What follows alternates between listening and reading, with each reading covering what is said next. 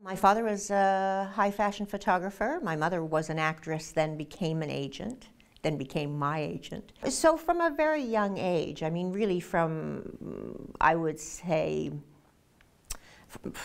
13 on, I was out auditioning, and obviously Black Christmas came along. I'm not really sure, and I don't think I'll tell how old I was. But obviously, at that point, I was cast off an awful lot as victims and virgins.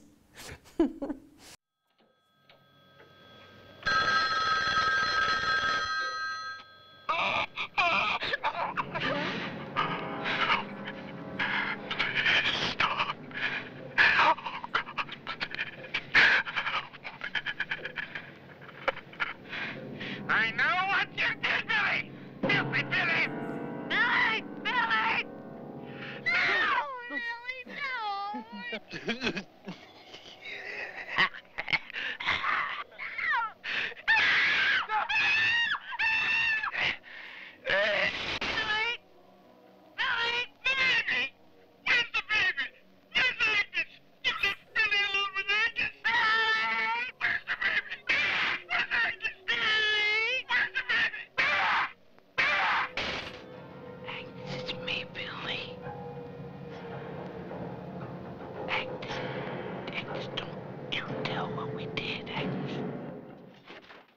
That is unusual, isn't it?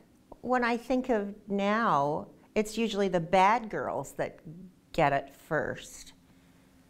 You know, see, again, I think that's the interesting thing about Bob's, you know, obviously his idea of the psychological horror, to take out the virgin first, to take out the innocent one first. I mean, because, you know, if anybody's going to get it, you go, Margot, you're asking for it. And in movies that came after that, I mean, it was obviously, I'm actually friends with Nancy Loomis, who's now Nancy Kyes, who was the girl who got knocked off in Halloween.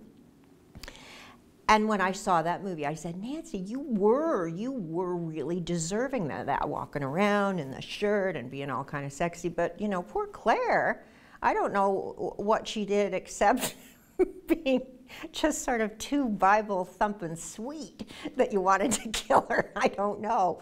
Yeah, I think that, you know, now that you bring that up, that's a very interesting twist, isn't it? Or, I mean, how could it even be a twist back then? It was new to the genre, and I guess, you know, you start, if you're talking about the sorority house and killing them off one by one, you would start bad first and then go to the least deserving. So Bob, you know, as usual, Bob, you know, flipped the whole story, flipped the idea of it. Take me out first. I would have liked to have lasted longer, but in the end, I'm in the end shot anyway. I just didn't get to be alive for very long. That was sick. I really don't think you should provoke somebody like that, Barb. Oh, listen, this guy's minor league in the city. I get 2 of those a day. Maybe. But you know, that town girl was raped a couple of weeks ago. Darling, you can't rape a townie. You really are too much, Barb. Oh, come on. This is a sorority house, not a convent. I'll see you later. I'm gonna go pack. They did ask me, obviously, at the audition, and I remember saying, I'm really, really good at holding my breath for a long time because I was a swimmer. So I said, I can hold my breath for entire length of a pool. So they were like, oh, that's good. Maybe that's why I got the job. But it didn't frighten me at all. There was such a lightheartedness on the set. I mean, Bob loved to kind of get me all rigged in the bag, and you know, we'd shoot a few scenes, and then he'd say, "Okay, everybody, that's lunch. Not you, Lynn. You just stay there," you know. And then he would get this thing off of me. We worked out all kinds of tricky things so that I could breathe. I'm also really good at playing dead. I don't know if when you watch the film, I go, wow, I could keep my like eyes open, like, and still for a long time. I haven't really made a lot of use of that talent in my career, but obviously, yeah, definitely was a challenging, but I think most actors will say, oh, please let me do the stunt myself.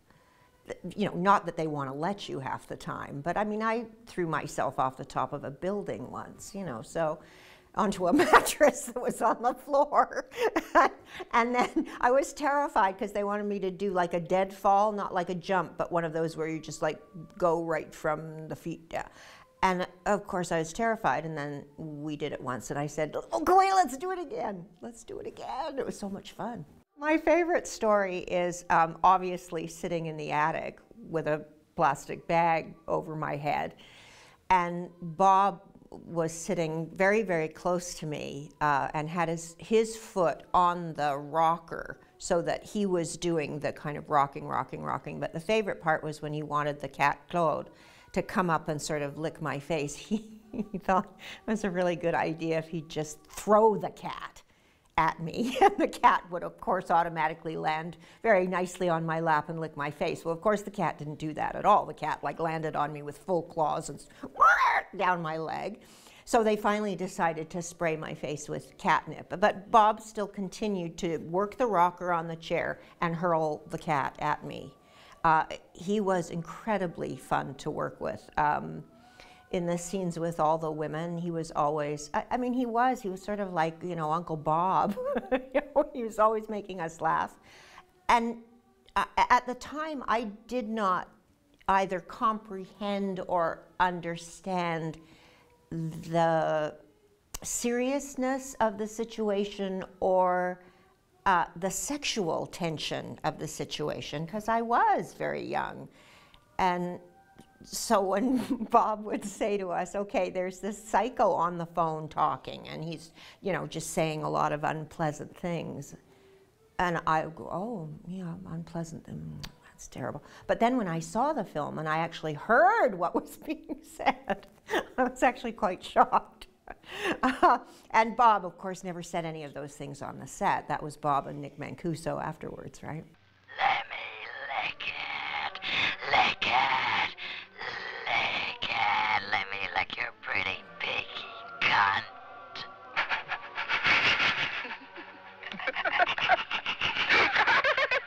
Pretty big cunt.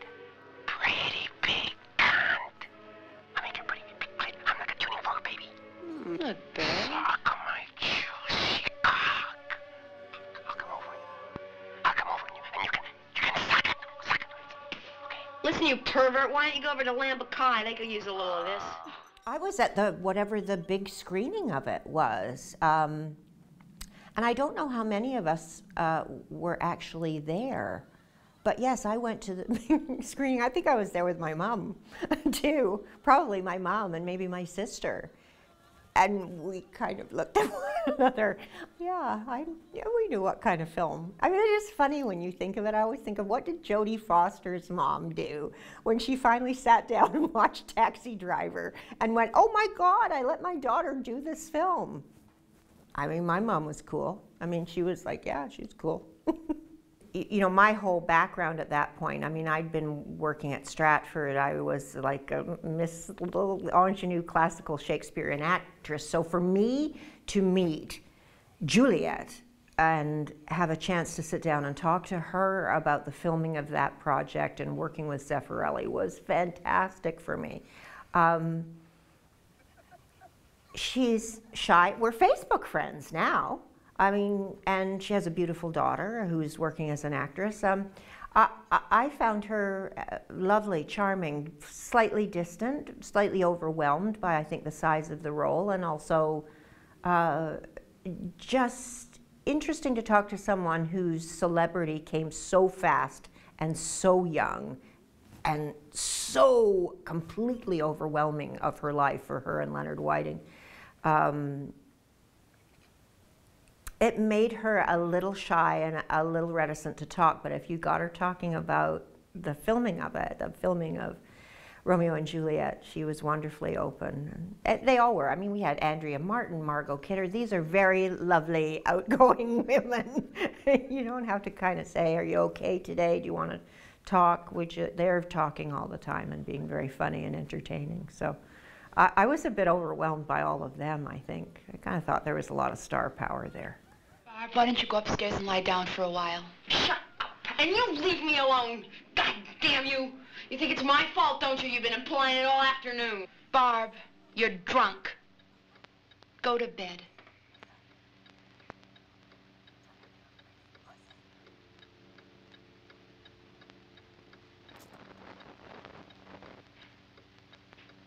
Yeah, sure. Fine. I'm incredibly flattered. It is funny, isn't it, that you go, you know, you want to be recognized. And I certainly am now when the whole kind of resurgence of these horror films, and they're coming back into fashion, that people are digging out these gems from, you know, the early 70s. I do a lot of horror conventions now, and my trick is that if I ever am sitting at the table too long with not much attention being paid to me, I just put a bag over my head and immediately they're there. The people come and go, oh, now we recognize you. You know, it's so funny because it's a fairly long time ago now. And when we first started doing these kind of talks and interviews, and Art and I, because Art and I still do all the conventions together and we always have a laugh. But he had to remind me that it was my first kiss. I mean, he had to remind me that he actually kissed me. And I went, oh dear, that's not very flattering. I don't remember. I didn't remember that you kissed me in that movie. It was so chaste, though, you must admit. It's like, it wasn't like a real make-out scene or anything like that. He's wonderful. We actually are, at the moment, we're both working on a animated cartoon, doing the voices for a new animated cartoon that's coming out, and I'm playing the grandmother and he's playing the next door neighbor, so we see each other quite a lot. People talk to me about the house, because the house obviously was in Toronto and still exists, still stands. And we did go back there at one point to do some little sort of stuff, talking for DVD releases and going up to the attic where it is and all that. And I think, yeah, it would be funny to think that that house maybe is still haunted with Claire. Yeah, but wouldn't that be cool? I mean, not that, I mean, because it'd be sort of like Psycho, right? Like his mom, like, because she'd be a skeleton, so it wouldn't be a very good part for me to play,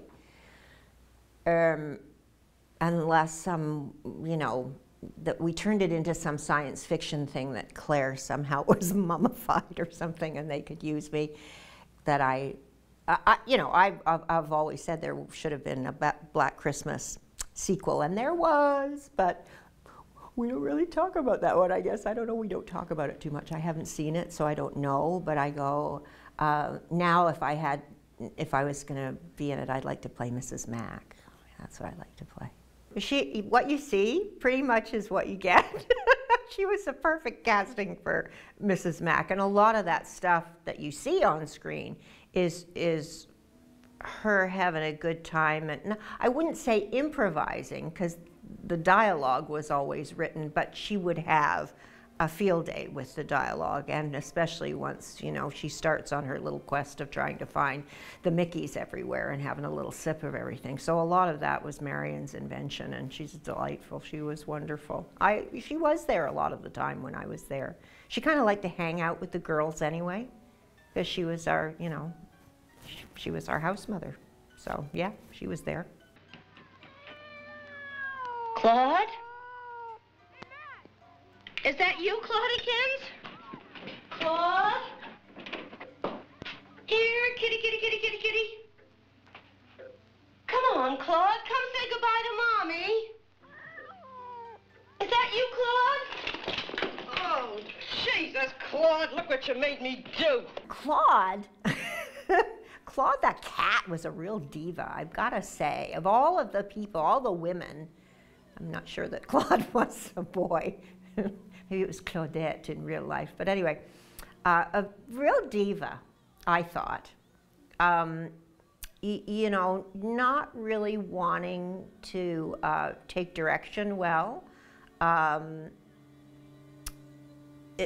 I mean, really, you know, any actor who won't do their job without, you know, getting special perks and treats, and Claude was very like that. Would, you know, I need to have a treat, or I need to have something, or a dish of fancy feast before I'll perform. And I did, it's great, I did another film where we had a Siamese cat, and we were running very, very late in the day, and this cat was supposed to jump on my head. I was supposed to be sneaking, it was, you know, mystery, and I'm supposed to be sneaking and trying to find something in someone's room, and I shouldn't be there. And the cat was supposed to jump on my head and surprise me, and we were going, the cat is never gonna just jump on my head. So because I'd had the experience with Bob Clark, I said, okay, like we're running close to midnight now, we've gotta wrap this scene up. I said, just throw the cat on my head. Which they did, and we got it in one take. So it's like, now that cat was a good cat. That just cat went right, and actually kind of stayed there for a while, and then scooted off. So, you know, I'm sorry I don't have the best remarks to say about Claude. He was very beautiful, I will give him that.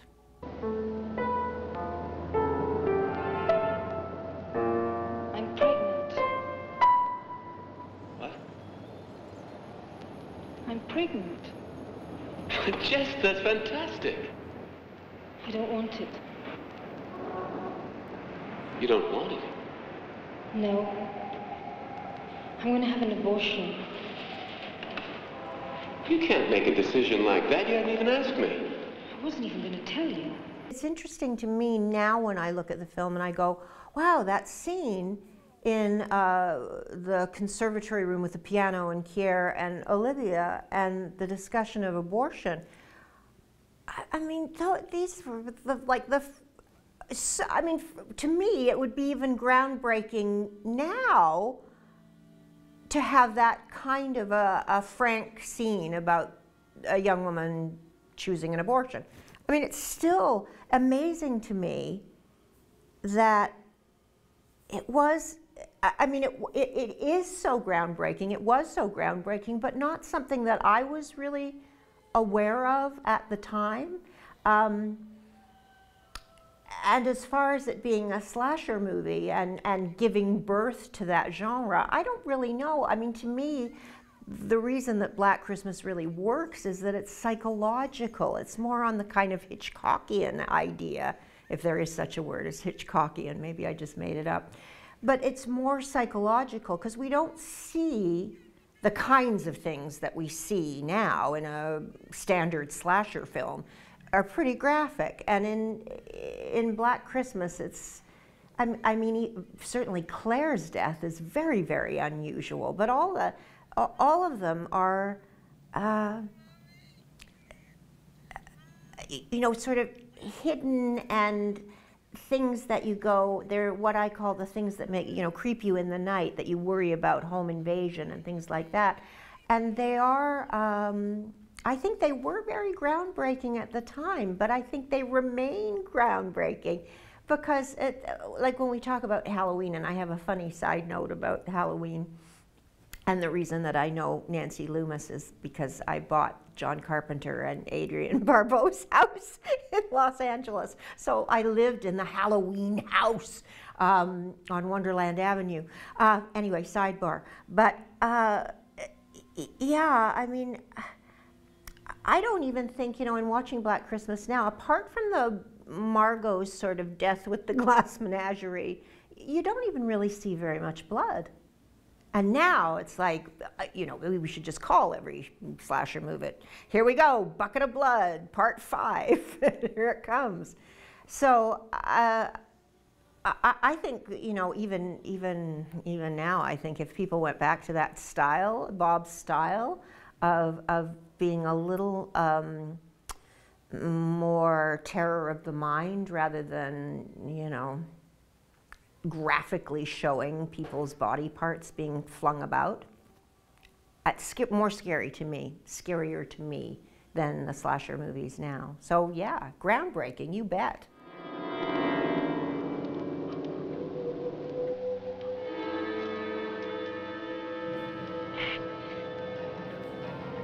It's me, Billy. And who did it? Do we ever really? I mean, everybody's speculation, oh yes, well, Billy, but you know, so who's that still, and who's the, and why is the phone ringing? We'll never know. We'll never know. I find that much more compelling and terrifying than having everything nicely tied up and everybody neatly buried.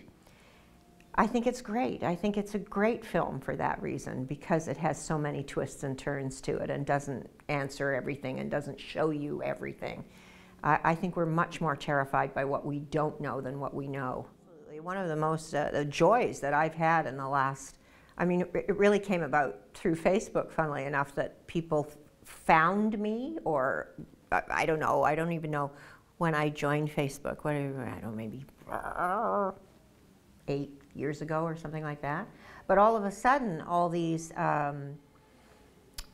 young horror fans started saying, were you the girl in Black Christmas? Will you come and talk to us about this and whatever, filmmaker? So when you do conventions now, it's incredible how many people, and even filmmakers, will come up and say, I was so heavily influenced by Black Christmas, and I wanted to make horror films. And I still get like young filmmakers, and when I do these, they come up and I go, I have this script. And you're like, okay, let me look at your script. But yeah, I think if I hadn't had such a desire to have a stage career, I probably, and even to this day, maybe I'll put it out there now, I'm ready to do more horror films, whoever wants to hire me, because it's an extraordinary culture that is existing now, and it's huge, and the fan base is phenomenal. And they're wonderful, and I really enjoy meeting them, and they're very flattering. And I would love to have sort of more of a foot in that field again, because I, primarily do stage and television now. So hopefully I'll do my little pitch and they'll call me up. But yeah, it's a film I'm really quite proud of having been in, funnily enough. And I never thought of it, because there were years after its release that it, everything went silent, and never heard anything about it. And it would come on TV once in a while. But now it's like I am regularly making appearances on the behalf of that film, and I find that extraordinary and fun.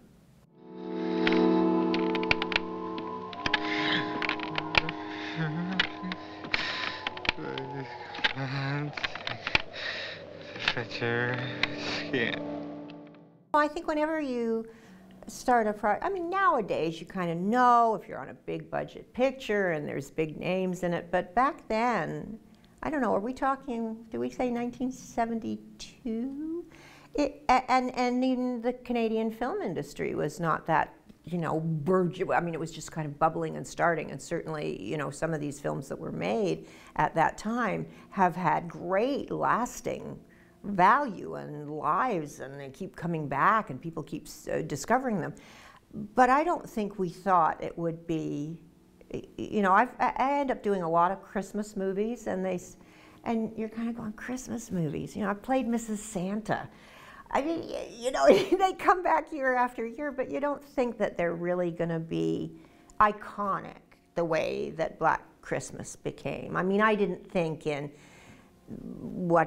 October 2016 we'd be sitting here talking about it. Not a chance. You think those kind of movies kind of come and go. They don't really have lasting, and especially because it's Christmas themed as well. You go, well, are people going to really watch a Christmas themed movie, except for maybe once a year they'll dig it out? But that film seems to have a life of its own. And the fact that it's Black Christmas and A Christmas Story, two movies with Christmas in the title, and they couldn't be more distinctly different. And I think both of them are landmarks in filmmaking. Unbelievable. I think the story in with A Christmas Story too is the same. with the same kind of wry humor that Bob had, that he brought to Black Christmas as well. There's a lot of funny stuff in Black Christmas as well. Phone numbers alone. But I think, you know, and I was extremely saddened. I think it's very tragic that Bob and his son were taken so soon. And I'm sure he probably had a lot more to say. And I'm glad that those two films exist, that's for sure. Because, you know, one has certainly kept me going all these years, however many years it is now. And the other one I enjoy every year anyway. So I will and always will continue to be a big fan of Bob Clark's work. I just wish he'd had a chance to do more.